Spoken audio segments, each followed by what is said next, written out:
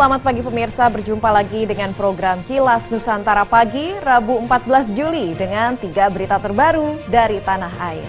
Kita awali semangat pagi Anda dengan informasi dari Kementerian Pertanian yang mengajak masyarakat untuk melaksanakan Hari Raya Idul Adha secara daring.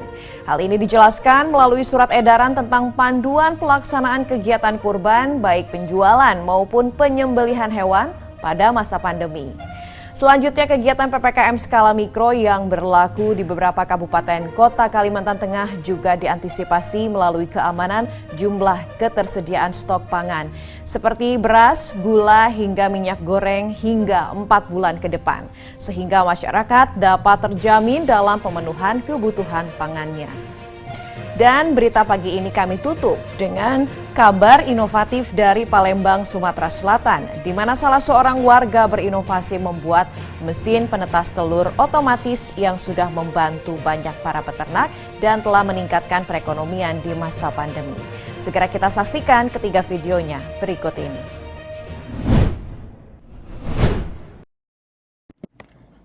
Kementerian Pertanian melalui Direktorat Jenderal Peternakan dan Kesehatan Hewan atau Ditjen PKH telah menerbitkan surat edaran tentang panduan pelaksanaan kegiatan kurban pada masa pandemi COVID-19.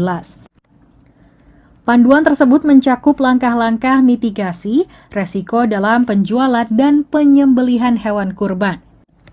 Koordinator Substansi Zoonosis Direktorat Kesehatan Masyarakat Veteriner Cahyani Widyastuti dalam Indonesia Islamic Marketing Festival yang digelar daring Selasa 13 Juli mengajak masyarakat untuk merayakan Idul Adha dengan memanfaatkan ruang digital untuk berkurban guna menghindari kerumunan. Apabila memungkinkan menggunakan media online. Kemudian pada saat pemotongan hewan supaya dilakukan hanya orang-orang yang terlibat langsung. Jadi pekurbannya tidak perlu hadir di lokasi untuk mengurangi kerumunan.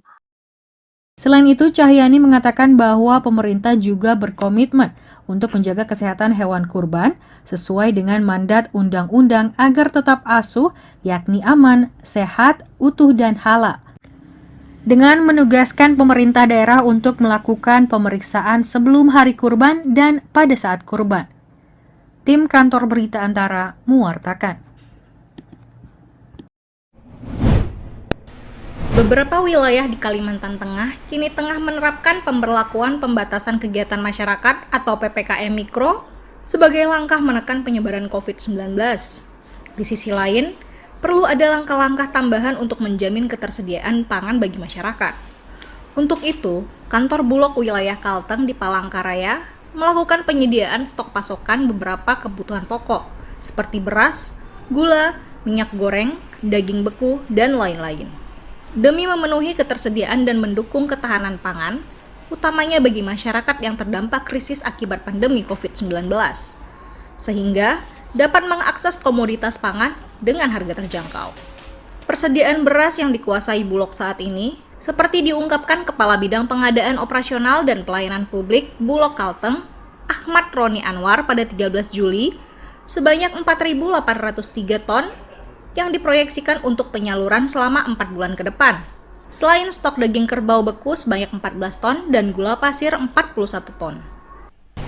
Minyak goreng ini yang ada di gudang kita sementara masih 2.800 liter. Dan dalam perjalanan mungkin minggu ini datang itu sebanyak 18.000 liter. Kantor Bulog Kalteng juga akan melakukan penyerapan beras dari petani di wilayah food estate di Kabupaten Pulang Pisau dan Kapuas.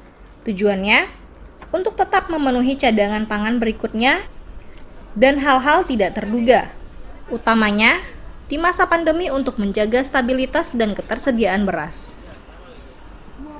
Dari Palangkaraya, Kalimantan Tengah, Redianto Tumon, Kantor Berita Antara, mewartakan.